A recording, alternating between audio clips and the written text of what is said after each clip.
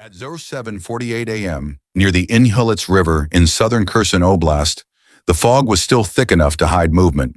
The air was heavy with silence, no gunfire, no drones overhead, just the sound of slow water cutting through mud and reeds. For the men of Ukraine's 128th Mountain Assault Brigade, that silence was not peace, it was calculation. Across the river, a Russian fuel convoy was finally on the move. 12 vehicles, KAMAZ tankers, Ural logistics trucks, and 2 armored escorts rolled out from Novokakhovka, heading west toward Bereslav. Their route was the same as it had been for weeks across the temporary pontoon bridge, built by Russian engineers after the main structure was destroyed by HIMARS strikes. That bridge was their lifeline, and Ukraine had been waiting for this moment.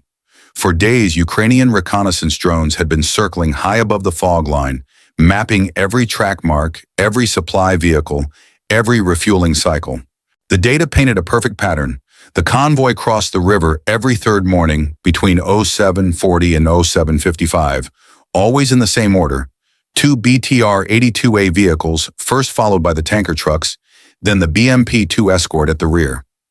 In a bunker 3 kilometers away, Captain Danilo Rudenko, the brigade's fire control officer, watched the live feed from a Furia UAV hovering above the river.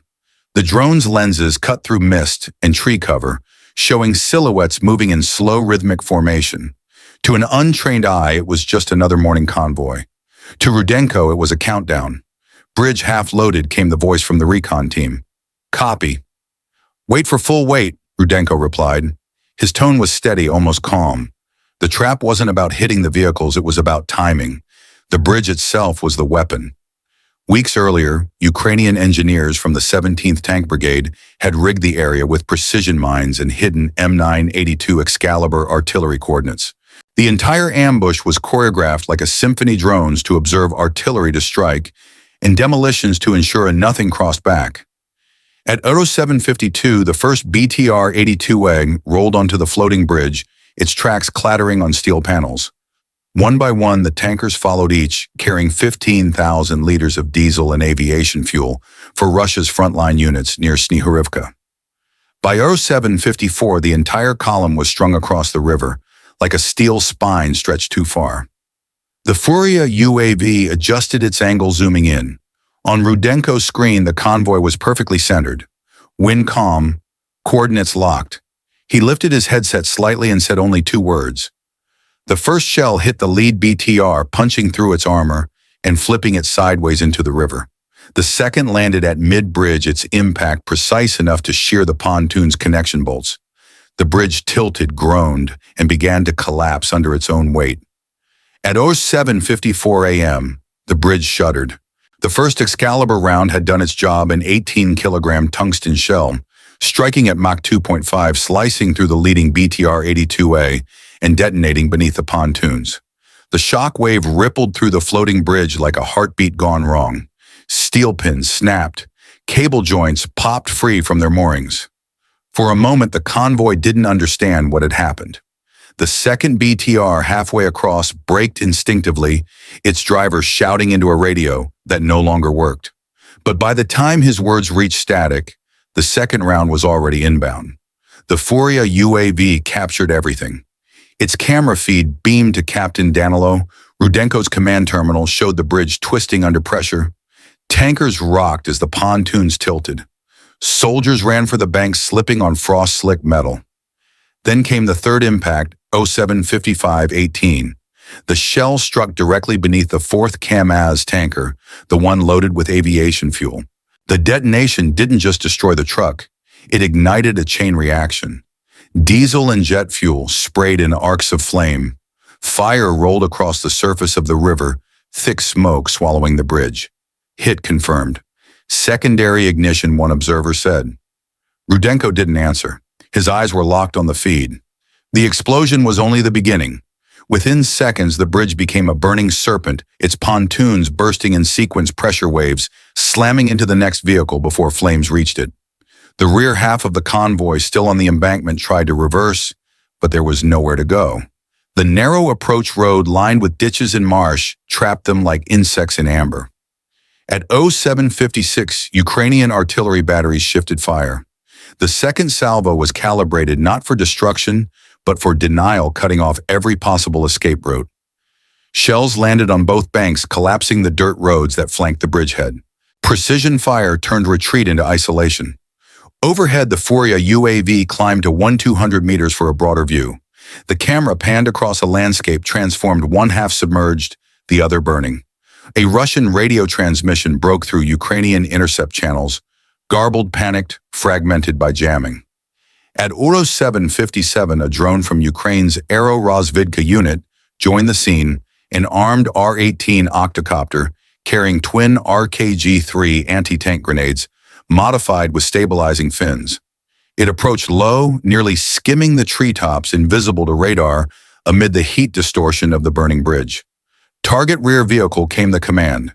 The R-18 hovered for 3 seconds over a Ural refueling truck, its infrared sensor locked onto a glowing heat signature. The grenades dropped silently, disappearing into the smoke. A half-second later, a flash, the truck's frame erupted, spilling its remaining fuel into the river. The explosion bridged the firestorm from one end to the other. By 07:58, the Inhulets River was no longer water, it was liquid fire.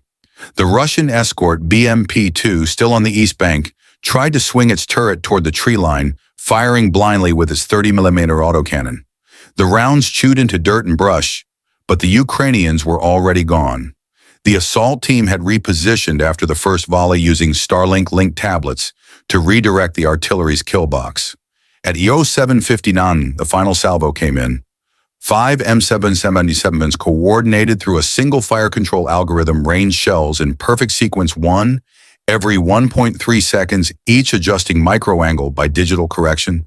The impacts walked across the riverbank like a line of hammers. The last shell struck the bridge's anchor point. The entire structure, still burning, folded into itself and slid sideways into the river. The convoy went with it, vehicles, supplies, and the surviving crew. What had been a bridge became debris. What had been a lifeline became a tomb. In 8 minutes, the operation was over. Ukrainian observers switched to thermal mode. On their screens, the river glowed white-hot where fuel burned atop the surface, gradually dimming as the fire consumed itself. There were no moving heat signatures, no survivors visible. But the real achievement wasn't measured in dollars or steel, it was time.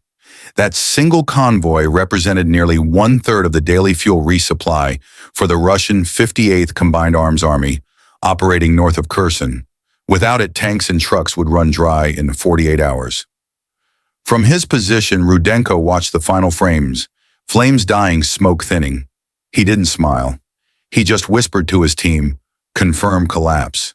Secure silence." And as the river cooled, the Ukrainian guns fell quiet. The ambush was complete. The water carried away the wreckage, the smoke veiled the evidence, and the world again was reminded that in this war, the deadliest weapon wasn't firepower. It was patience. By 08:00 a.m., the Inhulets River had become a living inferno. Flames stretched for nearly 600 meters, fed by the cascading diesel from ruptured tankers. The black smoke rose in a twisting column, visible as far as Berislav, curling against a pale winter sky. To Ukrainian troops watching from concealed positions on the western ridge, it looked like the sun had fallen into the water. On the eastern bank, panic and confusion ruled. Survivors from the Russian 205th Motorized Rifle Brigade, cut off from communication after the bridge collapse, scrambled for cover among burning debris. Radios screamed on unsecured channels, bridge gone requesting extraction, multiple casualties, fuel detonating. But no extraction came. The BMP-2 escort vehicle that had been holding position near the tree line tried to pivot away, but its tracks sank into the embankment, softened by the fire. A burst of 30mm autocannon fire echoed uselessly into smoke. The vehicle lurched, caught in its own exhaust, and stopped moving altogether. The Ukrainian Furia UAV circled at 1,000 meters, recording everything: the burning skeleton of the bridge, the ruptured pontoons bobbing like coffins, the silhouettes of men waving for help amid the blaze. At the command post, Captain Danilo Rudenko switched feeds to thermal. All visible heat signatures on the bridge vanished within minutes. At 8:04 a.m., secondary explosions began. The heat had reached a buried Russian field fuel depot on the eastern bank, roughly 150 meters from the bridge. The depot contained an estimated 90,000 liters of diesel, stored in flexible polymer tanks under camouflage netting. When the first tank ruptured, the fire jumped through the tree line in an instant. The blast threw fireballs the size of houses into the air. Ukrainian observers heard the shock wave before they saw it, an invisible wall of pressure rolling across the valley. Trees snapped, the ground trembled. A nearby flock of crows took flight, vanishing into a black sky that glowed orange from below. "That's secondary," Rudenko said quietly. Fuel depot confirmed. At 08:05 a.m., the radio chatter from the Russian side stopped completely. Jamming wasn't necessary anymore. There was nothing left transmitting.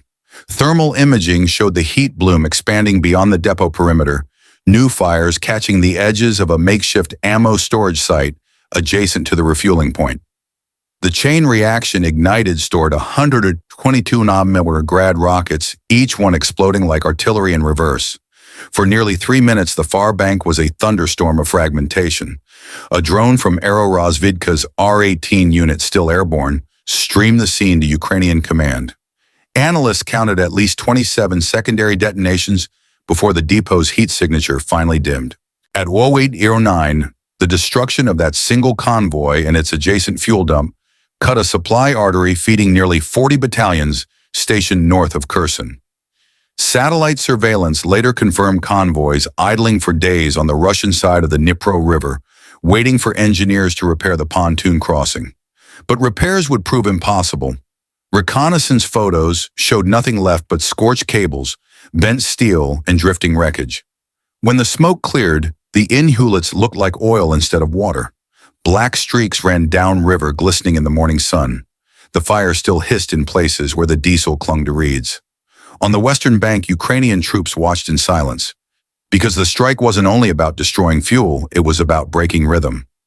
Every convoy that rolled from that morning on would drive slower, stop more, look harder at every bridge, every shadow, every silence. The cost of fuel had just become the cost of fear. And as the 128th Mountain Assault Brigade packed up its positions and faded into the trees, the river below continued to burn a silent monument to precision patience and the deadly power of knowing exactly when to wait. For the Russian command, it was an operational nightmare. The destroyed convoy represented 3 days' worth of diesel for armored units of the 58th Combined Arms Army, which relied on the Nova Kakhovka crossing to maintain tempo. At Russian logistics headquarters in Melitopol, staff scrambled to compensate. Engineers proposed floating pipelines across the river, but the flow rates would be too small and the risk of detection too high. The Army's truck pool was already exhausted. Convoys cannibalized spare parts just to keep operating. The destruction of 12 vehicles had triggered a logistical landslide. Across the Dnipro, the psychological toll was worse. Radio intercepts recorded panic and blame. Field officers accused engineers of negligence. Engineers blamed command for routine predictability. In the mess hall, soldiers joked bitterly about the burning river that swallowed their fuel. Behind the sarcasm was something new: hesitation.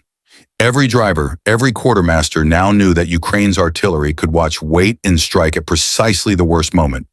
For Ukraine, the victory went beyond the tactical.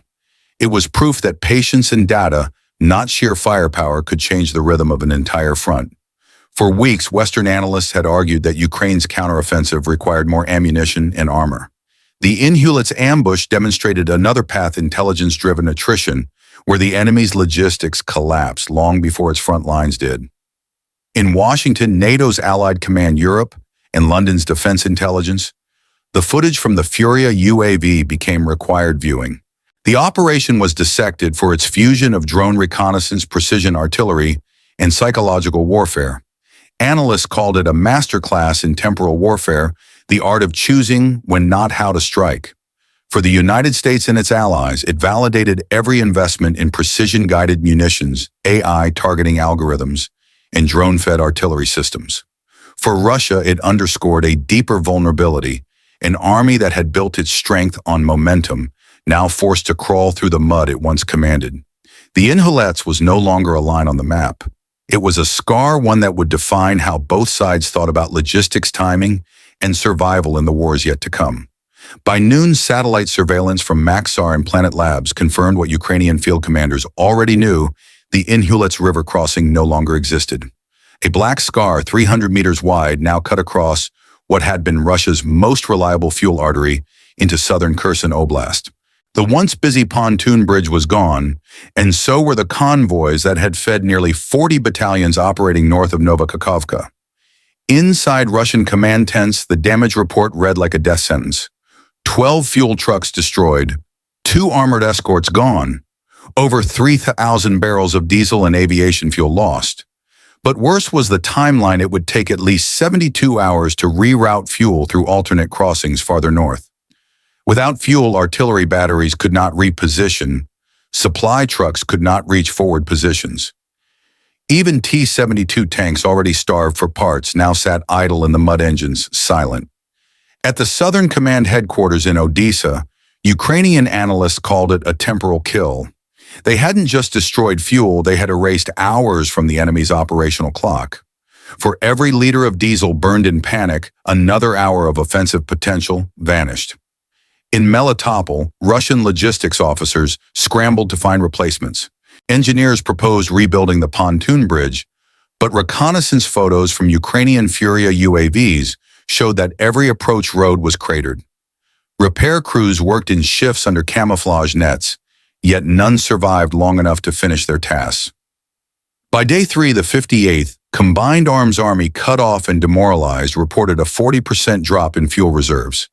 Field reports intercepted by SIGINT operators told the story plainly: trucks abandoned on riverbanks, convoys stranded halfway between Berislav and Snihurivka, and entire artillery batteries silent for lack of diesel to power generators. For Ukraine, the strike became more than a tactical victory, it was a strategic statement. The Inhulets operation showed that patience and precision could achieve what brute force could not: starvation, without siege paralysis, without occupation.